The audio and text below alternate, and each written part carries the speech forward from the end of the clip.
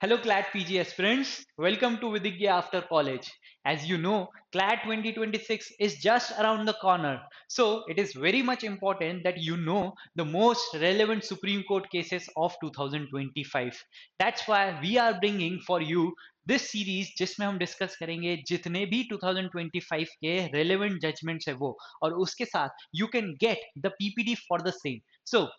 let's start with the discussion.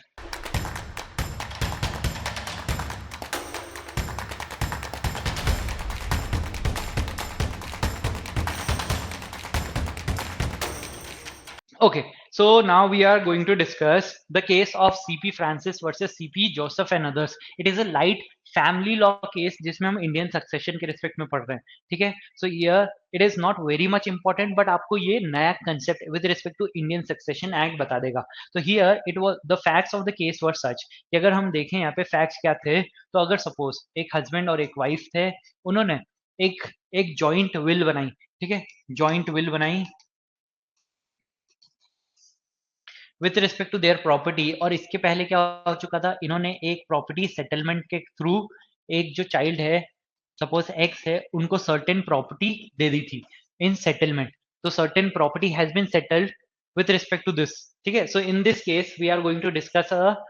Case जिसमें हम क्या डिस्कस करने वाले हैं, as CP Francis versus CP Joseph. जहां पे क्या हम डिस्कस कर रहे हैं कि ये जो विल होती है कि कोई भी पर्सन अगर विल बना रहा है, अगर सपोज किसी पर्सन ने दो पर्सन ने मिलकर एक जॉइंट विल बनाई है, तो उसकी क्या वैलिडिटी हो सकती है और उसको हम कब बोल सकते हैं वो इनएलिजिबल है या इनवैलिड है. ठीक है, सो अगर फैक्ट्स की हम बात करें, एक हस्बैंड एंड वाइफ है, उन्होंने क्या किया, अपनी प्रॉपर्टी में से सर्टेन पोर्शन एक अपने बच्चे को दिया. One of the child has been given under settlement certain properties. With respect to other property, जो भी प्रॉपर्टी बची थी, उन्होंने क्या किया, एक विल बनाई जिसमें बोला कि जितनी भी प्रॉपर्टी बची है वो किसको जाएगी, वाई को जाएगी. उनके सपोज हम बोले कि ए था, बी था, सी था और एक्स था. ठीक है, ये उनके चिल्ड्रंस थे. This were the childrens of H and W, and he after settling the property with respect to a portion in favour of X, after that they made a joint will कि हमारी जितनी भी बाकी property है, suppose हमने बोला ये एक घर है, घर वन. ठीक है, with respect to house one we have given this property to X. Now with respect to all the properties which are remaining, they made a joint will कि जितनी भी प्रॉपर्टी होगी वो किसको जाएगी, एक्स को जाएगी, और इन सबको कुछ नहीं जाएगा. ठीक है, यहां तक समझ में आया कि हमने बोला कि यहाँ पे हम बोल रहे हैं कि ये जो प्रॉपर्टी थी, इससे पहले और देते हैं कि ये जो ब्रदर है, सपोज स्टार्टिंग से चालू करते हैं. एक ब्रदर है और एक एच है. ठीक है, इनके पास में एक जॉइंट प्रॉपर्टी थी, इन्होंने इसका पार्टीशन किया और इन्होंने क्या किया, अपनी अपनी प्रॉपर्टी ले ली. इसके बाद में जो एच है, एच ने आपकी डब्ल्यू के साथ, वाइफ के साथ मिलकर एक सेटलमेंट एग्रीमेंट किया with respect to portion of the property, और ये किसको दिया, एक चाइल्ड को दे दिया, वन ऑफ द चाइल्ड. उसके बाद में जो रिमेनिंग प्रॉपर्टी है, रिमेनिंग प्रॉपर्टी के रिस्पेक्ट में हमने जॉइंट विल बनाई, हस्बैंड एंड वाइफ ने जॉइंट विल बनाई, और उसको हमने किसको दे दिया, वन ऑफ द चाइल्ड को दे दिया. एक सन था इनका, सन के नाम पे जॉइंट विल बना दी. अब जो दूसरे जितने भी बच्चे थे, उनको तो इससे एतराज हो गई. तो यहाँ पे द क्वेश्चन वाज, यहाँ पे जो केस था वो ए बी सी सपोज हम बोले, और वर्सेस वाई, एक्स को भी इंक्लूड कर लेते हैं. तो इन्होंने क्या किया, यहाँ पे इन्होंने बोला कि वाई के पास ये जो विल के थ्रू प्रॉपर्टी आई है वो जॉइंट प्रॉपर्टी है और उसके रिस्पेक्ट में पार्टीशन होना चाहिए. और यहाँ पे जो विल है, ये विल इनवैलिड है. ये जो जॉइंट विल है ये गलत है, बिकॉज हस्बैंड और जो उनके फादर और मदर थे वो बहुत ही डिप्लीटेड कंडीशन में थे, उनकी हेल्थ अच्छी नहीं थी. सो यहाँ पे जो वाई है, उन्होंने इनके ऊपर कोएशन, अनड्यू इन्फ्लुएंस करके ये जो विल बनवाई थी, और ये वैलिड नहीं है. और जो हम देखेंगे कि अगर सपोज कोई विल बनाता है, तो उस रिस्पेक्ट में जो टेस्टेटर है उसके साथ साथ अटेस्टिंग विटनेस भी होने चाहिए. तो इस केस में क्या हुआ कि जो एच था, एच थे, डब्ल्यू थे, वो टेस्टेटर थे. अटेस्टिंग विटनेस के तौर पे कौन था, अटेस्टिंग विटनेस के तौर पे वाइफ ऑफ वाई थी। जो सन है जिसके फेवर में ये विल बनाई है, उनकी ही वाइफ ने एज एन अटेस्टिंग विटनेस इस विल में साइन करी थी। तो ये क्वेश्चन आया कि यहाँ पे पार्टीशन सूट हुआ कि ये जो जितने भी बाकी बच्चे थे और जो सेटलमेंट हो गया था, उन्होंने क्या कहा कि ये जो प्रॉपर्टी आपने विल के थ्रू एक्स वाई को दी है वो गलत है, this will is joint will is invalid and this property has to be equally divided among all the childrens. The case C.P. Francis versus C.P. Joseph and others concern a family property dispute primarily over a joint will executed by C.R. Pius and Philomena. ये जो है husband है, ये wife है, ऐसे समझो कि husband and wife ने एक जॉइंट विल बनाई है। The couple owned about 11 cents of land which through earlier arrangement had portion settled on some children. यही हमने बोला कि उन्होंने क्या करा कि हस्बैंड एंड वाइफ थे, एक पोर्शन सेटलमेंट के थ्रू एक चाइल्ड को दे दिया, दूसरा जितना भी बचा हुआ था उन्होंने उसके लिए जॉइंट विल बनाई, executed a registered joint will, leaving the remaining property to their son CP Francis. यही हुआ हमारे केस में भी, हमारे केस में भी जॉइंट विल बनाई और जो बाकी प्रॉपर्टी थी वो वाई को दे दी। अब जितने भी दूसरे बच्चे हैं उन्होंने क्या बोला, नहीं ये तो हमारी प्रॉपर्टी भी है, हमारा भी ओनरशिप होना चाहिए। Subject to his obligation to pay monetary compensation to his siblings within 5 years of the parent's death। ये विल में एक कंडीशन ये थी, जो विल बनाई with respect to the property जो कि वाई को दी है, उन्होंने सिर्फ इतना बोला जैसे ही दोनों की डेथ हो जाएगी उसके 5 इयर्स के लिए, उसके 5 इयर्स के विद इन आपको सर्टेन पोर्शन, सर्टेन अमाउंट किसको देना पड़ेगा, सपोज 10x इनको देना पड़ेगा, 10x इनको देना पड़ेगा और 10x इनको देना पड़ेगा। So certain share, certain amount has to be paid to this person after their death. ये विल के टर्म्स थे। विल में क्या बोला, आपकी सारी प्रॉपर्टी होगी, बस आपको इनको सर्टेन अमाउंट्स देने पड़ेंगे। Next, the plaintiff challenged the will's validity, alleging that C.R. Pius was mentally incapable due to ailment like cerebral palsy और पार्किंसन डिसीज। तो यहाँ पे जितने भी ये पर्सन है ए बी सी है, उन्होंने क्या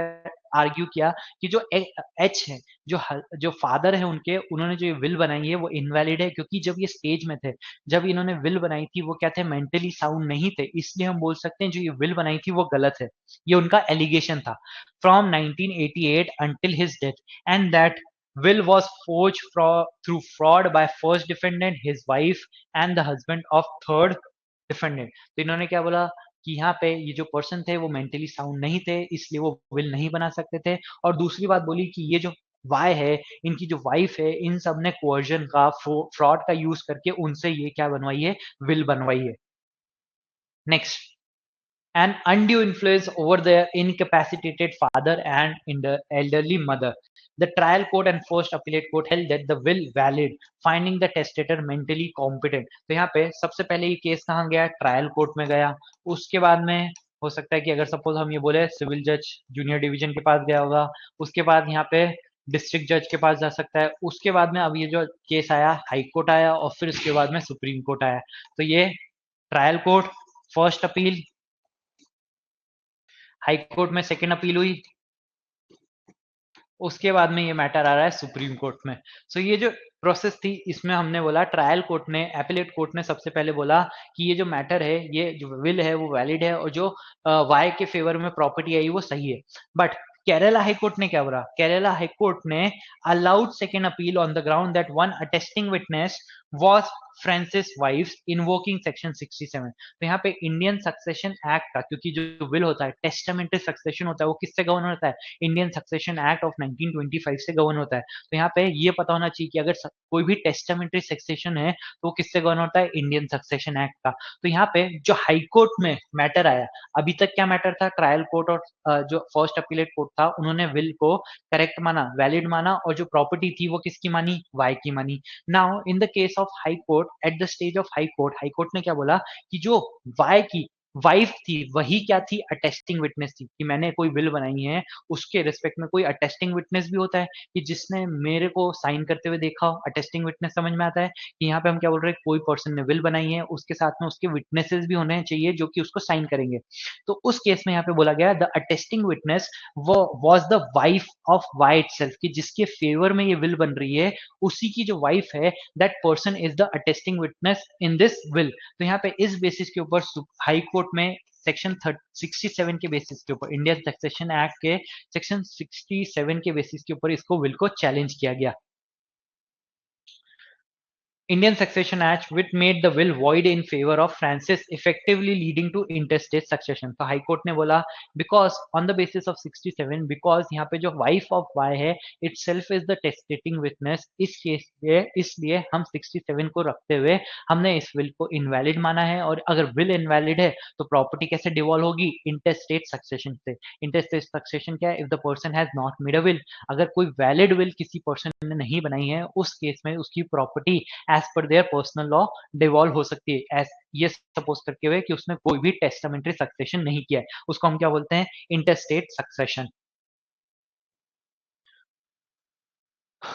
trial court frame the following issues, तो यहाँ पे क्या इश्यूज थे, ये जो विल बनी थी वो सही बनी थी कि नहीं, ये प्रॉपर्टी किसकी होनी चाहिए, so whether the will is valid और genuine, whether the plaintiff schedule property is partible, कि यहाँ पे पार्टीशन हो सकता है कि नहीं, क्योंकि वो क्या क्लेम कर रहे हैं, पार्टीशन क्लेम कर रहे हैं कि इस प्रॉपर्टी में यहाँ पे ए बी सी एक्स हैं जो वाई के अगेंस्ट केस कर रहे हैं, वो क्या क्लेम कर रहे हैं, इस प्रॉपर्टी का पार्टीशन करो, हम सबको इक्वल पार्टिशिबल शेयर दो, तो यहाँ पे पार्टीशन हो सकता है कि नहीं हो सकता है, with the plaintiff are entitled for a decree of permanent prohibitory injunction as prayed for, तो यहाँ पे एक और रीजन ये था, एक और जो रिलीफ उन्होंने मांगा कि ये जब तक ये सूट डिसाइड नहीं हो जाता, वाई को आप रिस्ट्रेन करो कि वो इस प्रॉपर्टी को जो विल के थ्रू उसको मिली है वो किसी और को एलिनेट ना करे, किसी और को सेल ना करे, ट्रांसफर ना करे, तो हम बोल सकते हैं इंजंक्शन लगाओ, परमानेंट इंजंक्शन लगाओ, प्रोहिबिटरी इंजंक्शन लगाओ, ताकि जो वाय है वो इस प्रॉपर्टी को एलिनेट ना करे ड्यूरिंग दिस केस।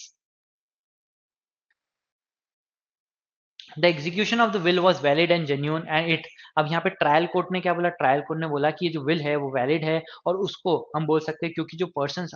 हस्बैंड और वाइफ थे उन्होंने क्या किया था, इन साउंड माइंड, और देयर वाज नो सर्टिफिकेट और no report of the doctor that he was suffering from any mental disorder, तो यहाँ पे यही बोला गया कि rational decision at the time of will execution he was not suffering from any mental disease, this was suppose by the evidence of neurologists who deposed that Pius was not suffering from any ailment from any kind of mental disease, जो father थे उनको कोई mental disorder नहीं था, इसलिए हम बोल सकते हैं जो भी उन्होंने विल बनाई थी वो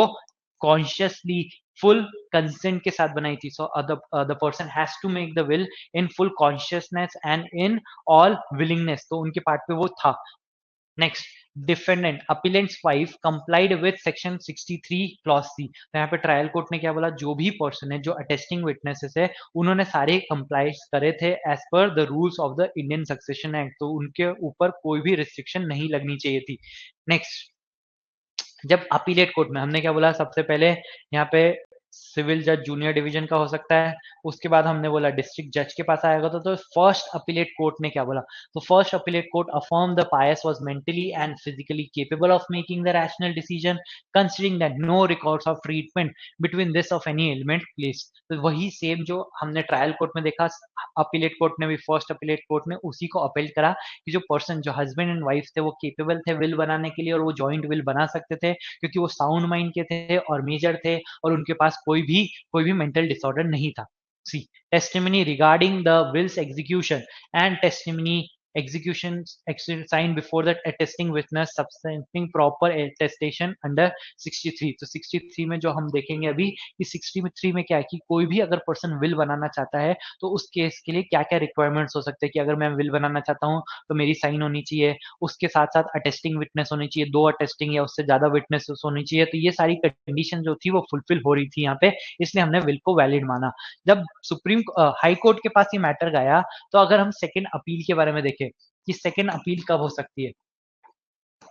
अपील कब हो सकती है बिफोर हाई कोर्ट, तो इसमें अगर हम देखें सेक्शन 100 ऑफ सीपीसी आता है, सी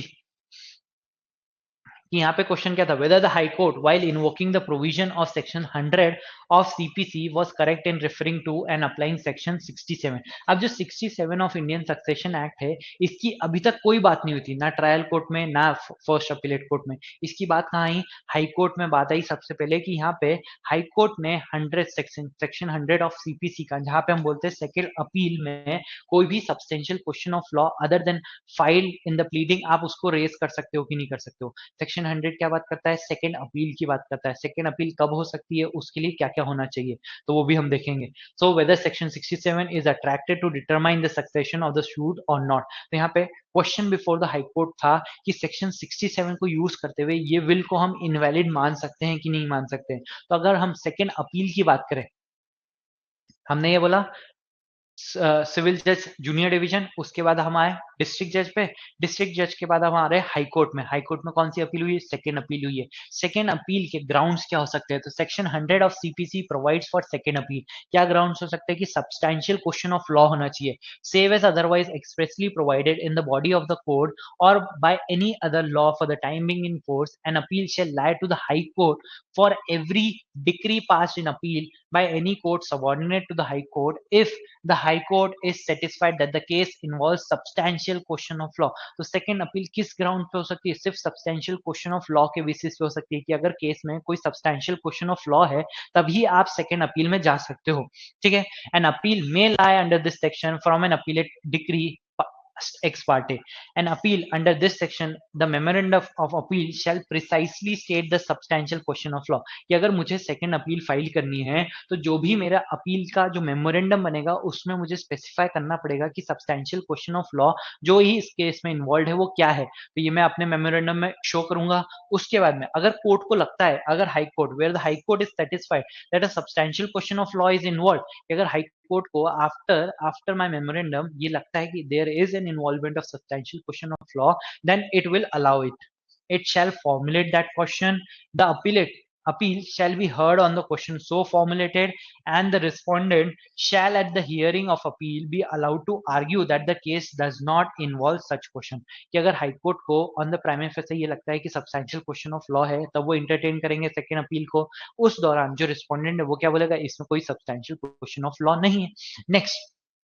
अगर सपोज कि एक सब्सटैंशियल क्वेश्चन ऑफ लॉ मैंने बताया कि ये मेमोरेंडम में, मेरे मेमोरेंडम में मैंने एक सब्सटैंशियल क्वेश्चन ऑफ लॉ बताया कि इस बेसिस के ऊपर मैं अपील कर रहा हूँ। After some time during the proceeding ये लगता है कि there is a second substantial question of law which is also involve in this question, तो उस बेसिस को क्या उसको भी आप इंक्लूड कर सकते हो। तो यहाँ पे provided that nothing in the subsection shall be deem to take away और abridge the power of court to hear और for reasons to be recorded the appeal on any other substantial question of law not formulated by it if it is satisfied that the case involves such question। कि अगर case में कोई भी substantial question of law involved है, even if it is not provided in the memorandum of appeal and it has not been formulated, उसको भी आप entertain कर सकते हो। कौन कर सकता है, हाई कोर्ट के पास power है to entertain such substantial question of law which is involved in this case even if it is not been formulated earlier on the basis of the memorandum of appeal। कि मैं appeal file करना चाहता हूं तो मैं memorandum of appeal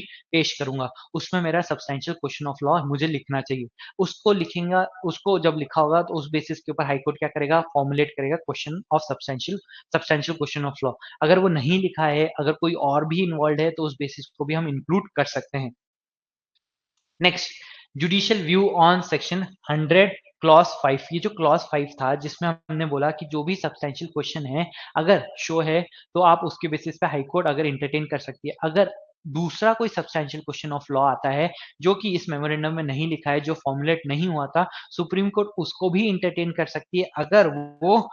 वो involve है case के लिए, ठीक है। तो ये बेसिस था यहाँ पे कि अब जब हम बोल रहे थे कि हमने बोला कि डिस्ट्रिक्ट जज के बाद में हाई कोर्ट के पास जब मैटर आया और ये सेक्शन 65 था इसका कहीं भी रेफरेंस हमको नहीं मिला लोअर केसेस में, तो ये जो केस में हाई कोर्ट में जब ये मैटर आया, जब हमने बोला कि सेक्शन 67 के बेसिस के ऊपर आप ये जॉइंट विल को इनवैलिडेट कर दो, तो हाई कोर्ट ने क्या बोला, हाई कोर्ट ने referring section 100 of the CPC बोला ये जो सेक्शन 67 का मैटर है ये एक सब्सटैंशियल क्वेश्चन ऑफ लॉ है, that's why we can entertain this matter even if it was not involved in trial court or the first appellate stage। So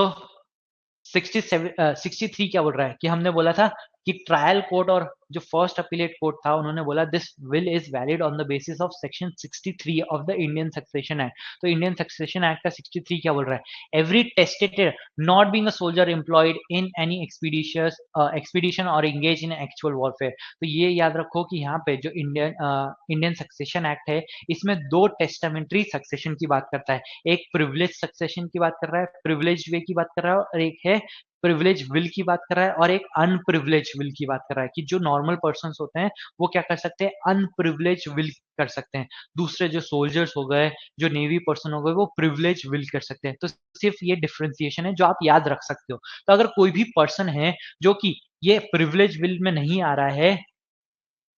जिसमें कि सोल्जर हो गया जो एक्सपीडिशन पे है, या फिर एयरमैन हो गया सो एम्प्लॉयड और एंगेज, और a mariner at sea shall execute his will according to the following rules, कि अगर मुझे कोई विल बनानी है तो उसके लिए क्या रूल्स होंगे, तो हम बोल रहे हैं द टेस्टेटर शैल साइन और affix his mark at the will, कि अगर मुझे एक विल बनानी है तो विल बनाने के बाद मैं अपनी साइन करूंगा, एंड और it shall be sign by some other person in his presence and his direction, कि अगर सपोज कोई पर्सन है जो फिजिकली इनकेपेबल है साइन करने के लिए, तो वो पर्सन क्या कर सकता है, किसी और को डायरेक्ट कर सकता है कि आप मेरे बिहाफ पे ये साइन कर सकते हो। तो मैं मेरी प्रेजेंस में और मेरी डायरेक्शन में उस पर्सन को साइन करनी पड़ेगी। नेक्स्ट, द सिग्नेचर और मार्क ऑफ द टेस्टेटर और the signature of the person signing for him shall be so placed that it shall appear that it was intended that to give effect to the writing, कि जो मैंने sign करी है इस paper पे, मेरा intention क्या है, मेरा इंटेंशन है इसमें जो मैंने विल लिखी है कि मैं अपनी प्रॉपर्टी बी को ट्रांसफर करना चाहता हूँ आफ्टर माई डेथ, तो इस विल का मुझे ये जो साइन मैंने करी है, the signing of this document is intended to transfer through this will, कि यहाँ पे मैं प्रॉपर्टी ट्रांसफर करना चाहता हूँ अपनी प्रॉपर्टी आफ्टर माई डेथ, इसीलिए मैं साइन कर रहा हूँ। इसलिए हम मैं क्या बोल रहा हूँ कि जो साइन होनी चाहिए, सिग्नेचर होनी चाहिए with the intention that after the person death the property would be transfer from A to B. The will shall be attested, यही हम बोल रहे हैं कि हमारे फैक्ट में क्या था कि जो सन था उन्हीं की वाइफ ने क्या कर दिया था, अटेस्टेशन किया था। तो हम बोल रहे हैं कि अगर कोई भी विल होती है उसमें जो विल है, टेस्टेटर है जिसकी विल है, जिसने विल बनाई है उसकी साइन होगी, उसके साथ साथ एक अटेस्टिंग विटनेस, दो अटेस्टिंग विटनेस की भी साइन होगी। The will shall be attested by the two और मोर विटनेसेस, की दो विटनेसेस या उससे ज्यादा का भी साइन होनी चाहिए, कि यहाँ पे मैं तो साइन करूंगा और एक्स और वाई भी साइन करेंगे जिन्होंने मुझे इस विल के ऊपर साइन करते देखा था, ठीक है। each of whom has seen the testator sign or affix his mark to the will or has seen some other person sign the will, यही हमने बोला था फर्स्ट क्लास में, या मैं साइन करूं या मैं किसी और को डायरेक्शन दूं जो मेरी प्रेजेंस में साइन कर रहा होगा। तो ये जो विटनेसेस है इन्होंने ये देखा है और उन्हीं के सामने मैंने साइन करी, कि अगर जनरल विल देखें, मैंने विल बनाई है और जो एक्स एंड वाई है वो विटनेसेस हैं कि उन्होंने देखा है कि मैंने इस विल के ऊपर साइन करी है और मेरी प्रेजेंस में वही लोग साइन करेंगे। In the presence of the direction of the testator or has received from the testator a personal acknowledgement of the signature or mark or the signature of such other person, and each of the witnesses shall sign the will in the presence of the testator। तो basic condition क्या है, मैं अगर will बना रहा हूं तो मैं टेस्टेटर हूं, मेरी साइन होगी, उसके साथ साथ में दो विटनेसेस की भी साइन होनी चाहिए जिन्होंने ये देखा है कि जब मैंने ये साइन करी है उन्होंने देखा था और मेरी प्रेजेंस में वो लोग इस पे साइन करेंगे। And each of the witness shall sign the will in the presence of the testator, कि मेरी प्रेजेंस में ये दोनों भी इस विल के ऊपर साइन करेंगे। But it shall not be necessary that more than one witness be present at the same time, ये जरूरी नहीं है कि दोनों एक ही टाइम पे साइन करें, ठीक है। तो this are the basic condition which are required for the will.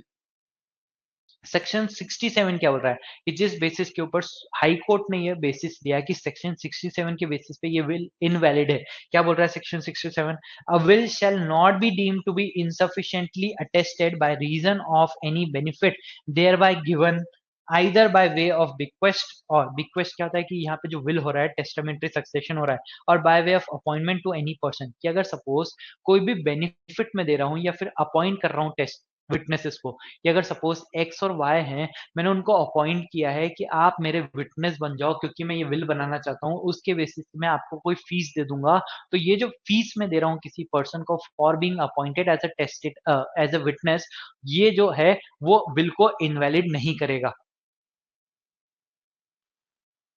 or to his wife or husband, but the bequest or appointment shall be void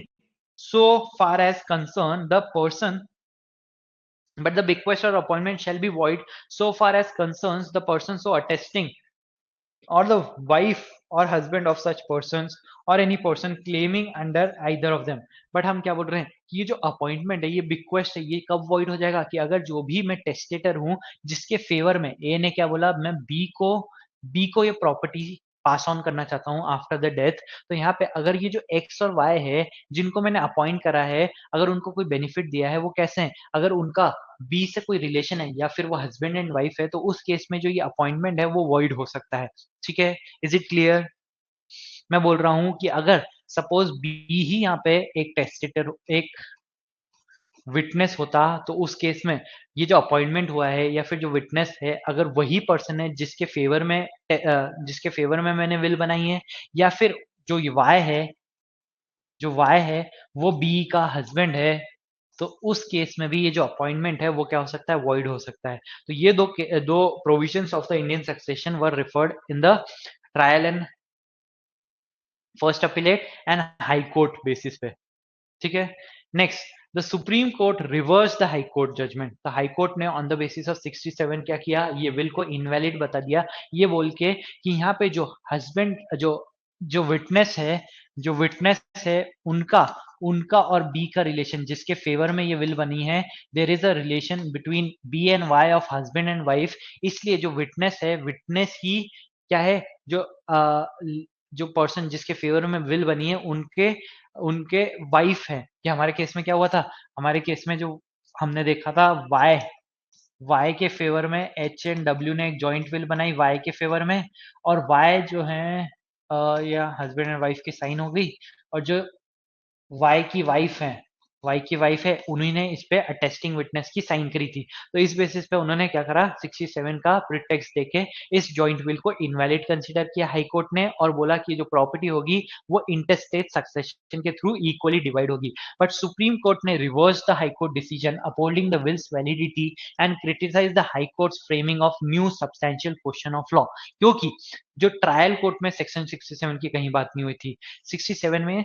आपने फर्स्ट अपील की स्टेज पे भी कोई बात नहीं हुई, डायरेक्टली ये कहाँ बात हुई, हाई कोर्ट के स्टेज पे। तो हाई कोर्ट की स्टेज पे अगर ये बात हुई है और यहाँ पे ये सब्सटैंशियल क्वेश्चन नहीं था, हमने बोला सेक्शन 100 का ऑफ सीपीसी का आप यूज कब कर सकते हो, if there is a substantial question of law. और अगर 100 का क्लॉज 5 का प्रोवाइजो देखे, तब हम बोल सकते हैं कि अगर कोई भी सब्सटैंशियल क्वेश्चन रिफर नहीं किया था, फॉर्मुलेट नहीं किया गया था, तब हाईकोर्ट उस केस के लिए कोई भी सब्सटैंशियल क्वेश्चन ऑफ लॉ देख के उसको फॉर्मुलेट कर सकता है। बट यहाँ पे इस क्वेश्चन में सुप्रीम कोर्ट ने बोला, इस केस में बोला कि there was no substantial question of law which can be framed by the high court. तो इस बेसिस के ऊपर उन्होंने बोला ये जो आपने 67 का क्लेम लेके इस विल को इनवैलिडेट किया, इट इज रॉन्ग, एंड इसलिए ये विल वैलिड है, और जो कि विल में वाई को प्रॉपर्टी दी गई है वो वैलिड है, और जितने भी दूसरे लोग हैं उनको इसमें कुछ भी पार्टीशन के थ्रू नहीं मिल सकता है। The Supreme Court emphasized the sanctity of testamentary intent and that will should not be invalidated on tenuous grounds. Though affirming the will, Supreme Court ordered Francis to pay, कि जो हमने देखा था कि यहाँ पे जो विल में एक टर्म्स थी, यहाँ पे हस्बैंड एंड वाइफ ने, जो फादर एंड मदर है, उन्होंने वाई के फेवर में विल तो बनाई, पर उन्होंने बोला था वाई को ए बी सी को क्या देना पड़ेगा, 10,000 रुपीज देना पड़ेंगे। तो ये जो 10,000 रुपीज है ये उसको पे करने का रिस्पॉन्सिबिलिटी सुप्रीम कोर्ट ने भी बताई। So this was a basic idea behind this case. ये इतना ज्यादा रेलेवेंट नहीं है, सिर्फ इसीलिए ताकि ये पता चले कि हमको इंडियन सक्सेशन एक्ट में क्या पूछा जा सकता है, कि इंडियन सक्सेशन एक्ट क्या है, जिसमें अगर हम टेस्टामेंट्री सक्सेशन की बात करें तो दो तरीके से वहां पे टेस्टामेंट्री सक्सेशन हो सकता है, दो तरह से विल हो सकती है, एक प्रिविलेज विल हो सकती है, एक अनप्रिविलेज विल हो सकती है। प्रिविलेज विल किसकी हो सकती है, जो अभी हमने देखा कि जो भी सोल्जर हो गया, एयरमैन हो गया, मेराइन ऑफिसर्स हो गए, उनके रिस्पेक्ट में। दूसरी अनप्रिविलेज क्या हो गई, जो नॉर्मल पर्सन की विल हो गई वो हो गई। उसके बाद हमने क्या देखा कि कंडीशंस ऑफ विल क्या हो सकती है, कि अगर मुझे कोई विल बनानी है तो मेरी साइन लगेगी, मेरी intention of signing this should be कि मैं अपनी property after my death pass on करना चाहता हूँ। उसके बाद में दो या दो से ज्यादा अटेस्टिंग विटनेसेस की उस पर साइन होनी चाहिए। दिस वर द रिक्वायरमेंट्स और सेक्शन 63। उसके बाद में अगर इंडियन सक्सेशन अगर हम देखें तो बेसिक प्रोविजंस क्या क्या है, टेस्टामेंटरी सक्सेशन के रिस्पेक्ट में कहाँ कहाँ लगता है, कौन कौन पर्सन बना सकता है, तो हम बोल रहेंगे हिंदूज हो गए, सिख्स हो गए, जैन्स हो गए, कोई भी जो विल बना रहे हैं वो इंडियन सक्सेशन एक्ट में गवर्न होंगे। Applies to all wills and codicil made by Hindus, Buddhists, Sikhs and Jain. जो भी हम बोलते हैं हिंदू सक्सेस, हिंदू आपके जो होते हैं as per Hindu marriage act हो गया, हिंदू सक्सेशन है, उन सबको कवर कर रहा है, हिंदूज को, बुद्धिस्ट को, सिख्स को, जैन्स को। तो इन सबके ऊपर कौन सा लग सकता है, इंडियन सक्सेशन एक्ट लग सकता है। बट क्या मुस्लिम्स के ऊपर लग सकता है, तो हम बोल रहे हैं मुस्लिम्स के ऊपर Indian succession Act with respect to testamentary succession नहीं लगेगा। The provisions of this part shall not apply to testamentary succession to the property of any Muslim of Mohammedan. ठीक है। The person capable of making will, कौन person will बना सकता है, तो हम क्या बोलेंगे, जो पर्सन साउंड होगा, मेजर होगा, वो पर्सन एक विल बना सकता है। क्योंकि यहाँ पे एक अगर हमने देखा था क्वेश्चन ऑफ कंटेंशन क्या था कि जो हस्बैंड था, जो फादर थे, वो मेंटली अनसाउंड थे, इस बेसिस पे हम बोल रहे थे, हमने चैलेंज किया था विल को। तो यहाँ पे क्या होगा, every person of sound mind not being a minor में डिस्पोज प्रॉपर्टी बाय विल, कि कोई भी पर्सन साउंड माइंड का जो कि मेजर है वो क्या कर सकता है, विल बना सकता है अपनी प्रॉपर्टी की। Explanation. A married woman may dispose by will of any property which she could alienate by her own act during her life. Second, person who have deaf or dumb or blind. तो क्या suppose कोई person def है, blind है या फिर डम है, तो उस केस में क्या वो विल नहीं बना सकता, वो किसी भी through mode, any other mode वो विल बना सकता है। कि अगर सपोज ब्लाइंड है तो वो बेल जो उनकी जो होती है उसके थ्रू भी वो बना सकता है। तो यहाँ पे हम बोल रहे हैं thereby incapacitated by making a will if they are able to know what they do by it. Next, a person who is ordinarily insane may make a will during interval, कि जैसे हम बोलते हैं कॉन्ट्रैक्ट के respect में भी, अगर suppose कोई पर्सन इंटरवल्स में अनसाउंड है तो जब भी वो साउंड पर्सन है वो कॉन्ट्रैक्ट कर सकता है। सेम हम विद रिस्पेक्ट टू विल भी बोलेंगे, जब वो साउंड है उस स्टेज में वो क्या बना सकता है, अपनी विल बना सकता है। No person can make a will while he is in such a state of mind where arising from intoxication or other illness or from illness or from any other cause that he does not know what he is doing. Same कि अगर हम क्या बोल सकते हैं, अगर वो intoxicated है या फिर किसी भी ऐसी स्टेज में है कि उसको पता नहीं what are the consequences of his actions, तो उस केस में वो विल नहीं बना सकता, he won't be considered eligible. Next, will obtain by fraud, कि जैसे जो जनरल कॉन्ट्रैक्ट के प्रोविजंस होते हैं कि क्या कोई कॉन्ट्रैक्ट बन सकता है जब कोई भी पर्सन ने उसको कोर्जन के थ्रू या फिर फ्रॉड के थ्रू, अनड्यू इन्फ्लुएंस के थ्रू वो कॉन्ट्रैक्ट बनाया था, तो हम बोलते हैं वो वॉइडेबल होता है। वैसे ही यहाँ पे हम बोल रहे हैं अ विल और any part of will the making of which has been caused by fraud, coercion और by such importunity as taken away the free agency of the testator is void. तो यहाँ पे हम क्या बोल सकते हैं, जितनी भी विल है अगर कोर्जन हो रहा है, फ्रॉड हो रहा है, उसके थ्रू बनी है तो वो कैसी होगी, वॉइड होगी। Next, will may be revoked और अल्टर, कि अगर सपोज मैंने कोई विल बनाई है उसके बाद मैं नेक्स्ट विल भी बना सकता हूँ और उसमें क्या कर सकता हूँ, मैं बोल सकता हूँ पुरानी जितनी भी विल है वो अब रिवोक स्टैंड करती है, तो मैं अपनी विल को चेंज भी कर सकता हूँ, रिवोक कर सकता हूँ। A will is liable to be revoked और altered by the maker of it at any time when he is competent to dispose of his property by will, कि जब तक वो कॉम्पिटेंट है अपनी प्रॉपर्टी को डिस्पोज करने के लिए तब तक वो अपनी विल को क्या कर सकता है, अल्टर कर सकता है, रिवोक कर सकता हूँ। कि अगर सपोज 1 जनवरी 2025 को किसी पर्सन ने एक विल बनाई है, उसको 1 जनवरी 26 में मैं रिवोक भी कर सकता हूँ। ठीक है, उसको अल्टर भी कर सकता हूँ। रिवोकेशन ऑफ अनप्रिविलेज विल और कोडिसिल, ठीक है, तो अनप्रिविलेज को हम कैसे रिवोक कर सकते हैं, तो यहाँ पे नो अनप्रिविलेज विल और codicil nor any part thereof shall be revoked otherwise, कि किस किस मोड से आप रिवोक कर सकते हो, तो यहाँ पे एक जनरल कंडीशन है मैरिज का जो कि इतनी इंपॉर्टेंट नहीं है। नेक्स्ट, बाय अनदर विल, कि अगर मैंने कुछ एक 1 जनवरी को एक विल बनाई, 2 जनवरी को या फिर 1 जनवरी 2026 को दूसरी विल बना दी और उसमें लिख दिया कि जो पुरानी विल है वो स्टैंड निगेटेड या फिर स्टैंड रिवोक, तो ऐसे भी